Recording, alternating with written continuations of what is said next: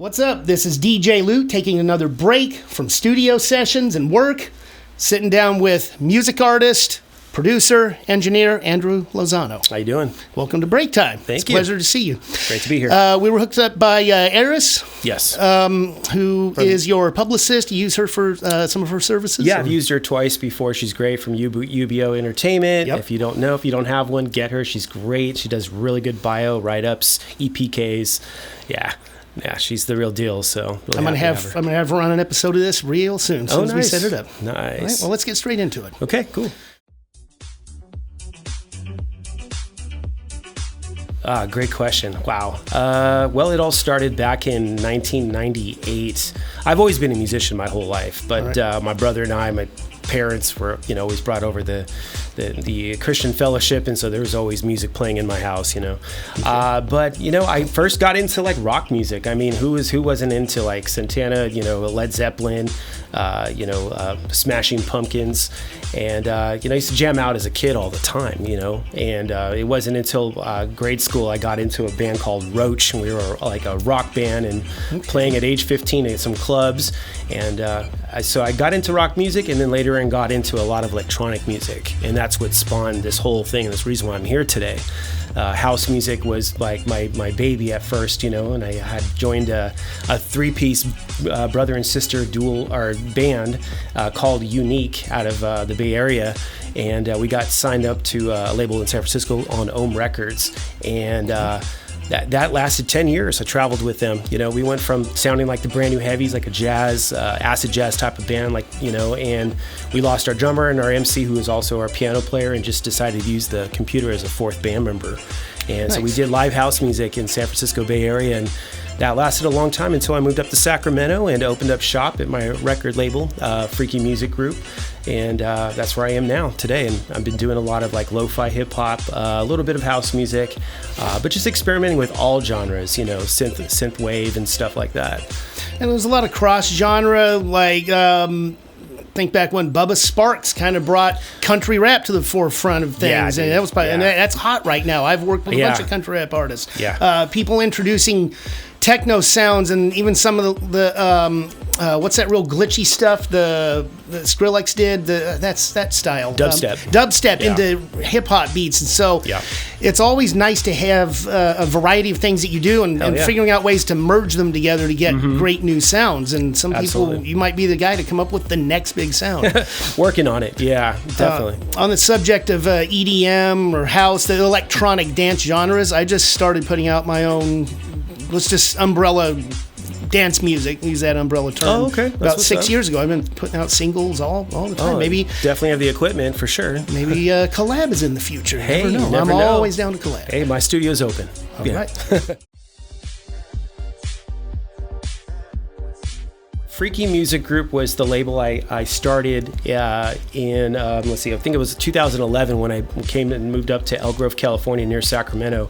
I was just tired of all the independent labels trying to rip us off and stuff. And it's basically a collective, a platform that I put together, and started releasing and promoting, underground independent artists and music. And this was like our outlet, was to be in control. We wanted to have control of all the artwork. We wanted to have control of what we put on there.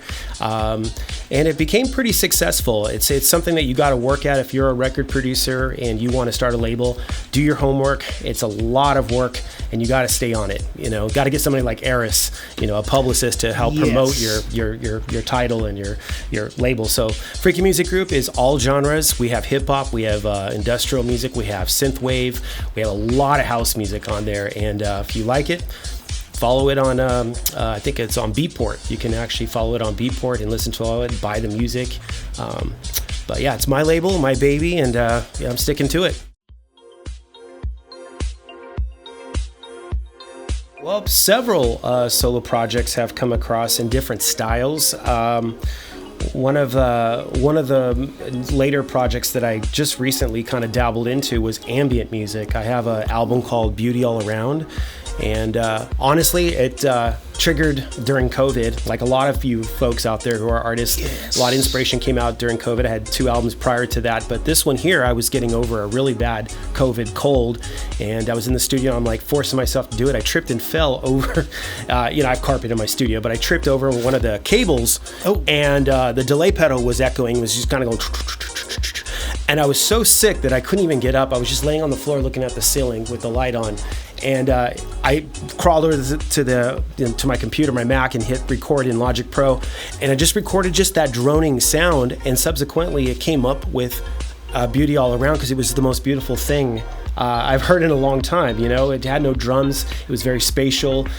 So that was my solo project. And then before all of that, I started getting into like a lot of lo-fi lo-fi tape type instrumentals, like heavily into jazz, like influenced down tempo, and just it kind of represents a different side of me when I started experimenting, and I just can't stay put. I can't be boxed into one lane, and that's what I figured out after COVID. I was like, wow, I really love ambient. I love all types of music. Still trying to get into classical and country. I'm working on that. Listen to 80s and 90s country. This new stuff is kind of, it's just too poppy. It's mixed, like we talked about. I don't know. It seems a little cheesy and kind of. Yeah. That could be a lot of things. A lot of people would say the boy bands of the late 90s, early 2000s was cheesy stuff, but I think it was great songs, great songwriting. Yeah. It's love songs. How can you go wrong? I don't know. Oh, I get Everybody has their likes and everything, but. Tell me about it. There's some great country. Yeah. There is some good country out there, and I work with a gal named Katie Fry, who is also on my label, and she does. She's out here in Sacramento, and she's a really good solo artist. If you ever get a chance to check out Katie Fry, she'll probably be on your show. I'm gonna get you introduced to her. She's a really good solo artist. Anybody you want to send my way for break time or happy hour with DJ Loot, which is the radio show. Yeah. Both. I want to load these up. That's that's what these platforms are for. Let folks be heard. Oh, absolutely. I'm here to promote all artists. So I'm glad you have me on here. So, wow, Hometown Heroes has now become my adopted baby. I tell you, when it comes to music, you all have like your favorites. This one here is absolutely my favorite. But it's not just, this album is not just about me. It's a tribute to the Sacramento MCs. Who helped lay down the foundation of Sacramento's hip-hop underground scene. So I put this project together to show love to the ones who've been grinding, on stages, rhyming, doing ciphers, rocking the stages, filling their notebooks or their iPhones these days, with awesome verses and never giving up on the culture. So the idea came to me when I was working on some lo-fi instrumental music. I actually came out with an album called Conceptualize. It's my first studio album. Right. And originally I was just going to drop another beat tape when I dropped another album called High Tide. And then if I thought about it, I'm like, these instrumentals would sound good if I actually had some MCs on them, because they were that vibe. Conscious hip hop, it's like a Tribe Called Quest, Jay Dilla type sounding. So instead of just reusing the music I had already, I wanted something fresh. I actually started experimenting with different sounds and different drum beats, different synthesizers, Moog keyboards, and started throwing it in there and using all that. But I started researching all these Sacramento artists out there. I started going to their profiles on Spotify and just really understanding where they're coming from, and I wrote music for each and every one of the artists, and then I reached out to them. Some took it and joined on and came aboard. Some people were rivalries. It was really hard to get these guys together, but it was a year and a half in the making. So once we got it all together, we came up with this beautiful concept album with different musicians, different artists, MCs, and they all got to tell their story.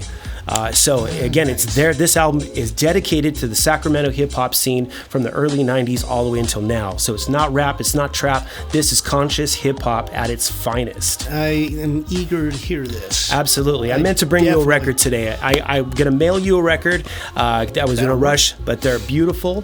The vinyl records, not to cut you off here, but they are 180 grams records. That's the thickest vinyl you can get right now.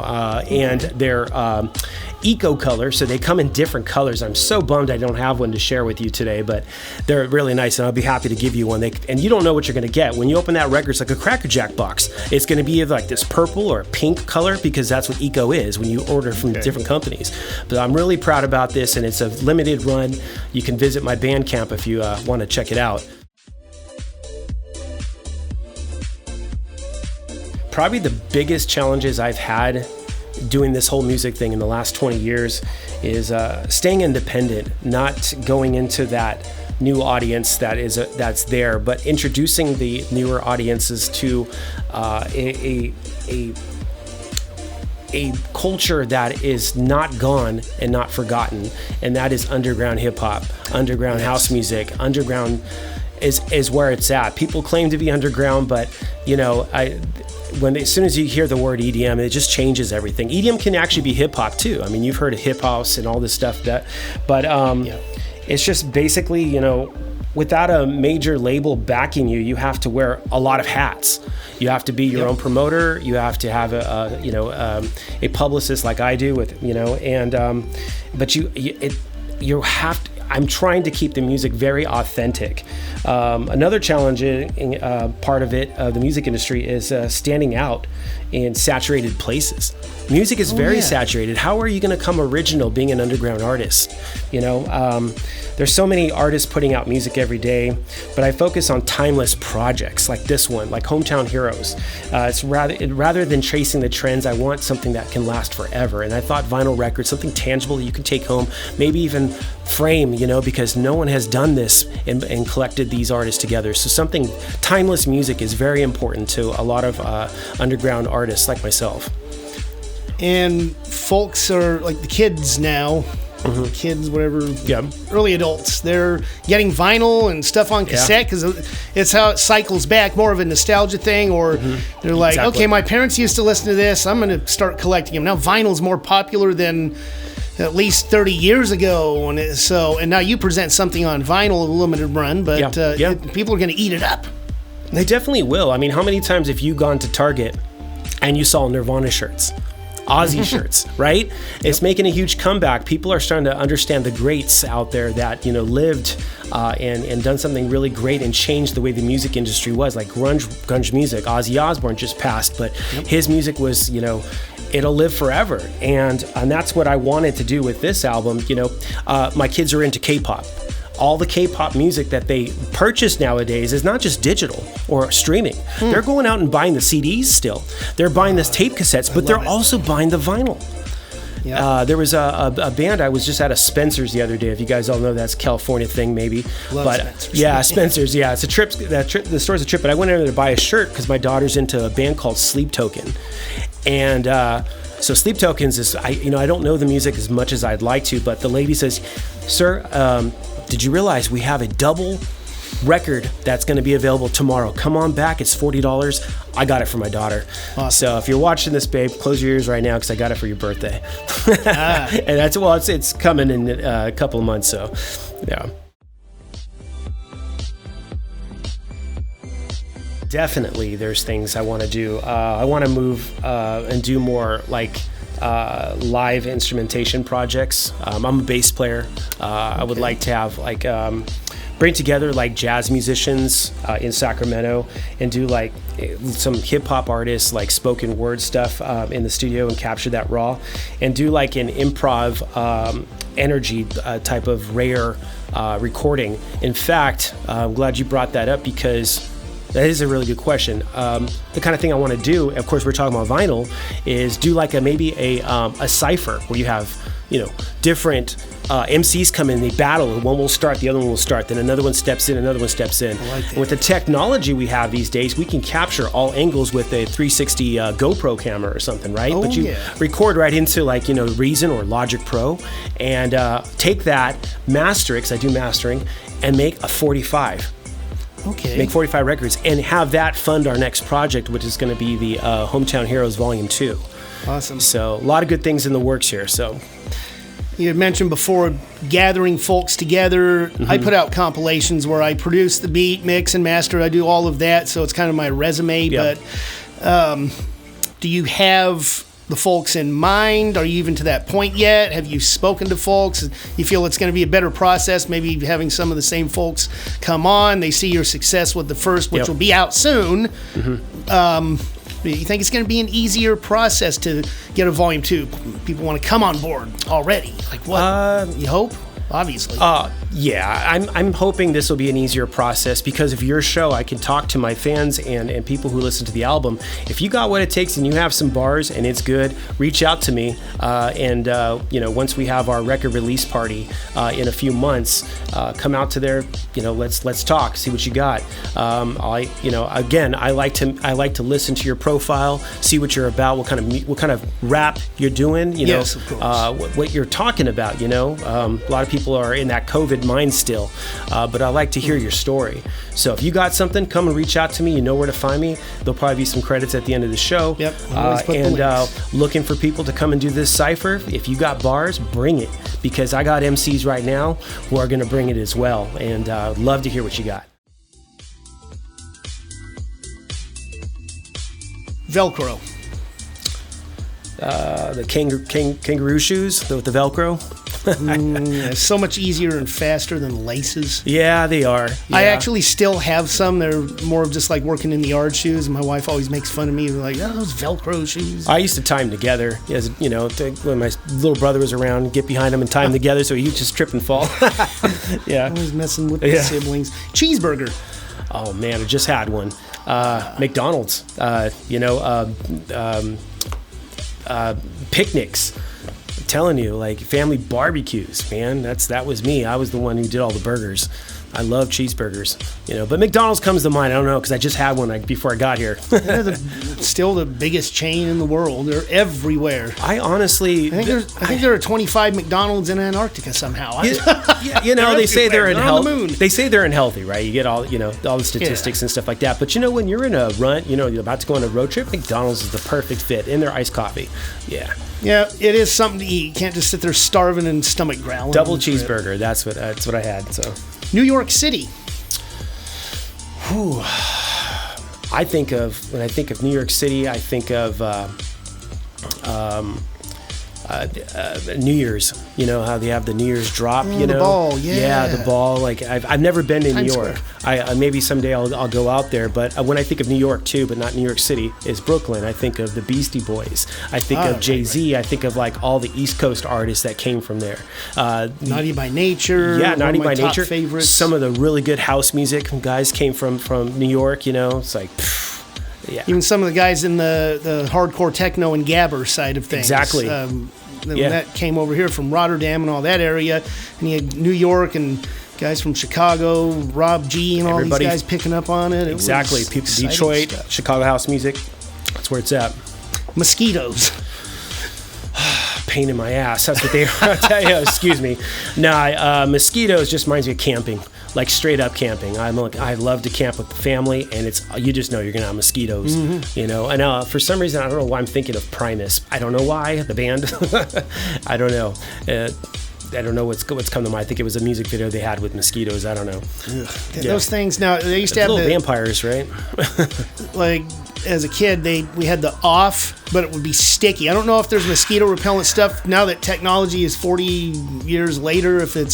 If the mosquito spray is better, if it sticks to you and makes you icky. It's just called long sleeves, man. I tell you, sometimes you just have to go with the long sleeves and sweat it out if you're going to go hiking, especially in Yosemite or something. Well, I'm more worried about ticks. I don't want that Lyme disease. Those are the worst. That's why it's good to have long johns, long pants, Young. Think of my daughters. I have a 10-year-old, and she's so smart, thinking about how the youth are molding our everyday world, them on their social media or them just learning the new things, how much they take in, and I was once young, it's just feels good. You wake up and you don't feel old. You just feel very young. You just got that spark in you. Don't ever lose that. Never, ever. Never, ever. Pirate. Oh, man. Of course, we got to think of Johnny, right? Pirates of the Caribbean. But it also reminds me of some of the pirates. I was watching a whole, I think it was special on pirates that came to America, and how they used to steal booze and steal whatever they possibly could, and then go to the next city to steal. But Peter Pan.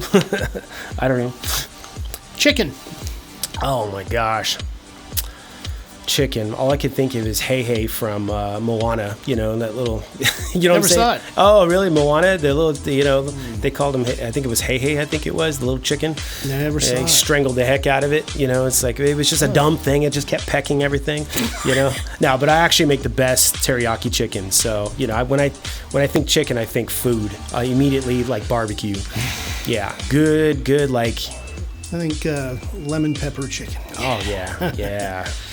Last one, October. It's coming up. Thank you. I'm so glad you mentioned October. I love October. My favorite season is Halloween. It's my favorite holiday, I would say. We dress up, and we were the Addams Family last year, and we're probably going to do it again. Yeah, we always decorate our front yard with Halloween details, and I have Halloween Band-Aids in case a kid gets scared and hurts his knee. But yeah, Halloween is my favorite. I love October. I love the season, the leaves, and the weather this year is going to be good. Looks like we're not going to get rain for this October, hopefully. So it's just really weird. Less rain, and I love getting into the cold weather, the cooler. I love winter. Forget summer; it's too hot.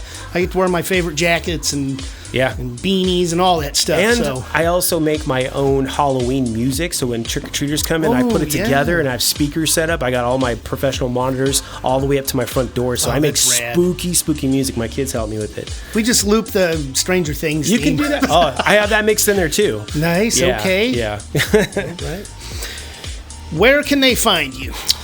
Good. Well, I see we're at the end of our show, but I would just like to say thank you for me being on the show. You can find me on my IG. That's Andrew.Lozano. And you can also find me on my Bandcamp. Look up Andrew Lozano. You'll start to see my stuff there. Or you can just... maybe reach out to me once we post this show, and I'll be able to chat with you. My services are open for mixing and mastering if you're in the Sacramento area.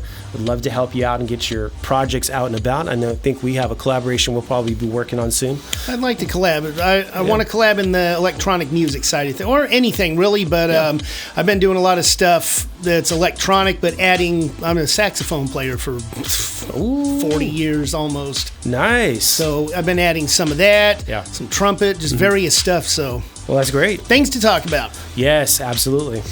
So that pretty much sums up the things that I wanted to cover to perfection. Hopefully folks come and check you out. That does it for my list of all of that. But in the meantime, be sure to visit djloot.biz. Andrew Lozano, thanks for being a great guest. Thank you, sir. I always do a fist bump. Fist That's bump. How we end there we go. Be sure to check him out, y'all.